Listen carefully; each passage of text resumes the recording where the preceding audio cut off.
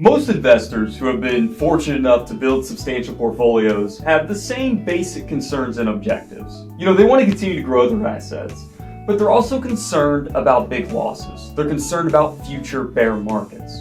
And as a result of that, most of these individuals would classify themselves as either being conservative or moderately conservative. This Investor Insights video will tackle the question, should those conservative investors always hold bonds?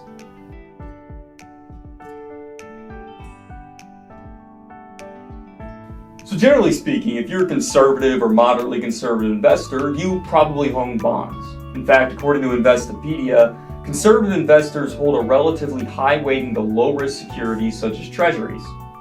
There's this belief that treasury notes and bonds are always safe. It's a generally accepted conventional wisdom in investing. But all liquid securities will experience both bull and bear markets. That includes bonds, so treasury bonds, corporate bonds, high yield bonds, just to name a few. Here's a dose of reality. From their peak in 2020 to their low in 2023, 7 to 10 year treasury note funds dropped about 20%. Longer term bonds or 20-year treasuries dropped more than 40%. From these two examples, treasuries have not been very conservative.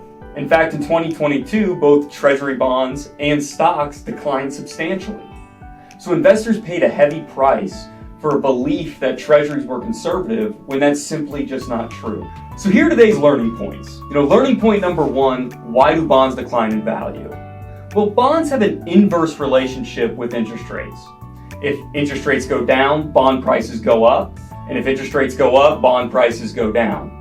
So as an example, let's say you bought a bond for $1,000 and it paid 2% interest. And then all of a sudden interest rates go up to 3%. Well, now in order to be able to sell your bond at the 2% paying bond, you'd have to sell it at a lower price to compete with the higher yielding options in the marketplace. Learning point number 2, why is it that bond funds experience substantial fluctuations? Well, as an example, let's say you buy a 10-year treasury note for $1,000 par value.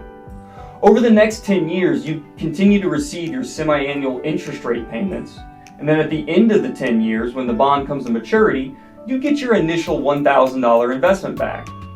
Now, the truth is that most investors don't own bonds outright. They own bond funds, like a mutual fund or an ETF. So, unlike a note that pays you back your principal value at the end of 10 years, bond funds are perpetual. There is no maturity date. They're consistently buying new bonds to replace the ones that expire. So in other words, if there's no maturity, if interest rates were to indefinitely go up, those bond prices or those bond fund values would continue to fluctuate in a downward fashion. Now, learning point number 3 is, what can you actually do about it? If bond fund prices fluctuate, and as we've shown, they might even fluctuate similar to the equity markets, then there's going to be a time to own them and a time to avoid them. They're going to have both bull and bear markets. So given that information, perhaps it's time we rethink how we manage risks in investing. We know bonds will fluctuate just like stocks. The key is knowing when to own them, when to avoid them, and still have a process for managing risk and navigating variable market environments, whether they're bull or bear.